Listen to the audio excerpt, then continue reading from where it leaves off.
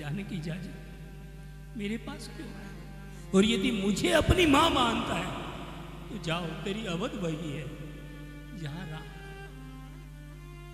आज तुझे अपनी छाती से नहीं लगाऊंगी, जाइए 14 साल राम की सेवा में रहे और राम आ करके कहे, मां तेरे बेटे ने मेरी बहुत सेवा की, उस दिन मानूंगी कि तू मेरा लाल है।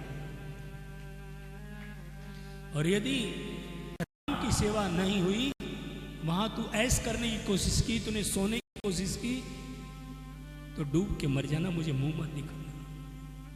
अरे वाकई सज्जनों, 14 साल लखन सोया नहीं अपनी मां को, क्यों? क्योंकि सेवा ये होती है सज्जनों। 14 साल लखन सोया नहीं, राम की सेवा में खड़ा रहा। क्यों? मेरी मां को मुंह क्या दिखाऊंगा मैं जब करके?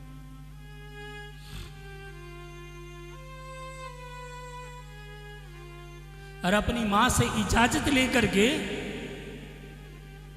बड़ी ध्यान से सुनिएगा सज्जन, अपनी मां से इजाजत लेकर के चल पड़ा।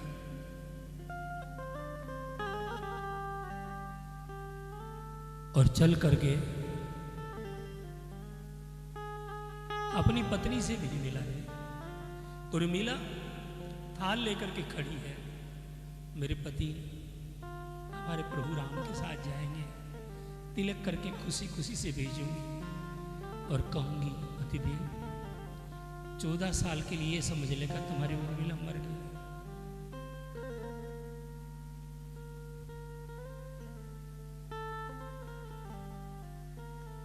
मुझे कभी स्वप्न में भी याद मत करिएगा। अरे वाह रे उर्मिला, वारे लखन, वो उधर इंतजार कर रही है, ये बगल से निकल गई, मिला ही नहीं। क्यों?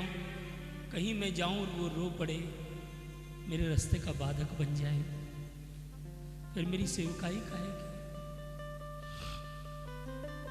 महाराज मिला ही नहीं, लोग कहने लगे उर्मिला तेरा पति तो तुझे मिला ही नहीं, कि ठीक ही तो किया। क्यों? क्योंकि मेरे पति सही रास्ते पर जा रहे हैं। शायद मेरे को देख करके मन में कुछ उलझन पैदा हो जाती, तो अच्छा किया उसने कि मेरे से मिला नहीं। का फिर इस आरती का क्या करोगी, इस फूलमाला का क्या करोगी? कि 14 साल बाद जब मेरे राम की सेवा करके आएगा, तो इसी दीपक से, इसी थाली से और इसी फूलमाला से स्वागत करो। यदि मैं सच्ची भक्ति बरता हूं और मेरा पति यदि सच्चा सेवक है राम का, तो ये दीपक बुझेगा नहीं। और यदि मैं सच्ची पतिव्रता हूं तो ये माला कुंभलाएगी नहीं। और बात भी सच्ची सज्जनों, वही थाली लेकर के 14 साल तक खड़ी रही। और जब राम लखन मूर्छित हुए मेघनाथ के बाण से, तो सारी दुनिया कहरा रही थी, राम भी रो रहे थे। और जब हनुमंत लाल संजीवनी लेकर के जा रहे थे और भरत के बाण से वो नीचे उतर के आए,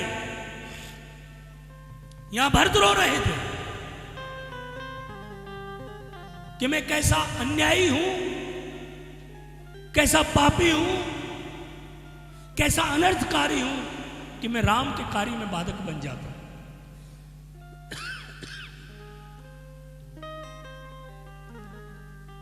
आज लक्ष्मण मूर्छित पड़ा हुआ है, इसको उतार। और यदि लखन मर गया तो मेरा राम भी मर जाएगा, और मेरा राम मर गया तो ये सारी माताएं मर जाएंगी, और सारी माताएं मर गई तो मैं काहे बचूं? लेकिन उनको सांत्वना देने के लिए, सबको रोते हुए देखकर उर्मिला सामने आई है। और उर्मिला ने कहा था, आप रो मत। क्यों? क्योंकि मेरे पति मरे नहीं, यदि मेरे पति मर जाते तो मेरा दीपक बुझ जाता, मेरे पति मर जाते तो मेरी माला कुंभला जाती। देखो मेरा दीपक जल रहा है, देखो मेरी माला की ओर। थोड़ी देर के लिए थक गए हैं, राम की गोद में सो रहे हैं, आप रो मत।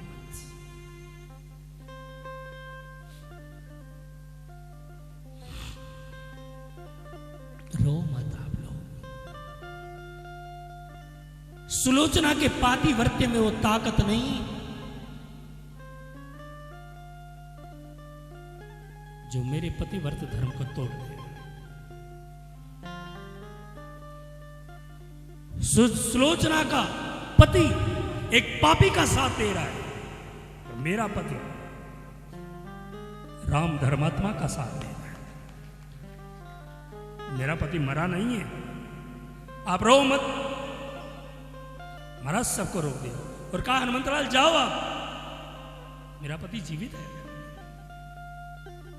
सारी सभा को रोक दिया महाराज।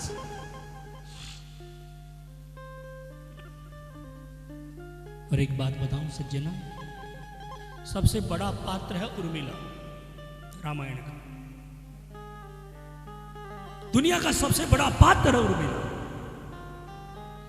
नीम का पत्थर है उर्मिला। महाराज लिखते लिखते हर पात्र के ऊपर लेखनी चलाई है, लेकिन उर्मिला के ऊपर लेखनी नहीं चला सकी। कौन? उस वक्त तुलसीदास। क्यों? क्योंकि नीम के पत्थर के ऊपर कहीं व्हाइट वाश नहीं होता, ऊपर वाली बिल्डिंग पे होता है। जिस पर सारी बिल्डिंग खड़ी हुई है उस पर कभी व्हाइट वाश नहीं हो सकता। नहीं लिखा गया गोस्वामी तुलसीदास से, लेखनी रुक गई। अरे और तो क्या, मेरे भोले बाबा और मां भगवती की लेखनी भी बंद हो गई। अरे इसके बारे में लिख क्या सकते हैं? जिसने कभी छोटी बात की ही नहीं। क्या पतिव्रत धर्म है यार। गारंटी दे रही है मेरा पति नहीं मर सकता मेरे से पूछे बगैर। बताइए आप।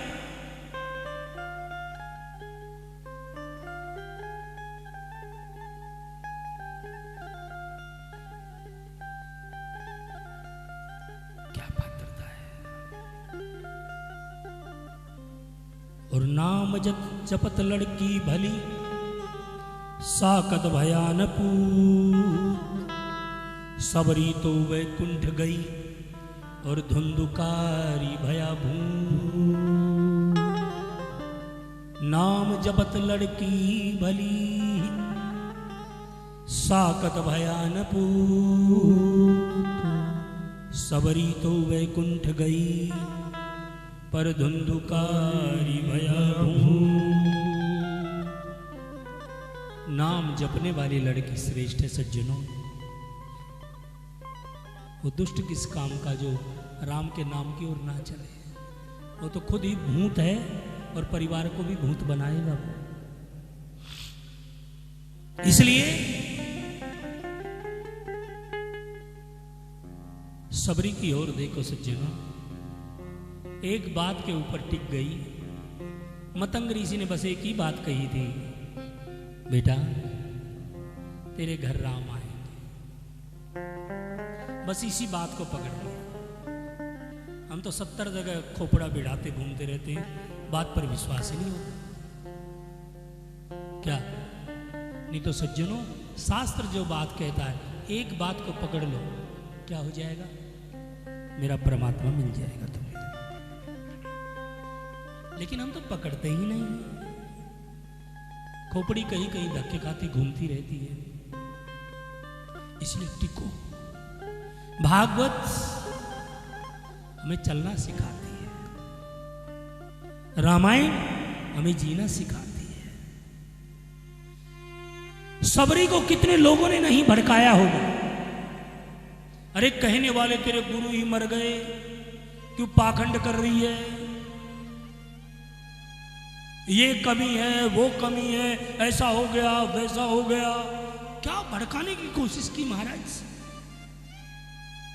लेकिन सबरी ने तो एक ही बात पकड़ ली, मेरे गुरुदेव कभी झूठ नहीं बोलते।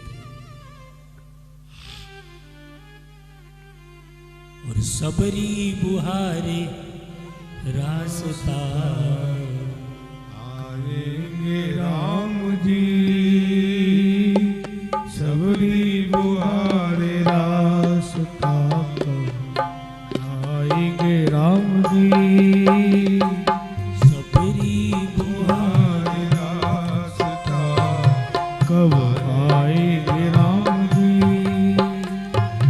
आएंगे राम जी मेरे कब, आएंगे राम जी, आएंगे राम जी मेरे कब, आएंगे राम जी, सबरी बुहारे रास्ता, आएंगे राम जी,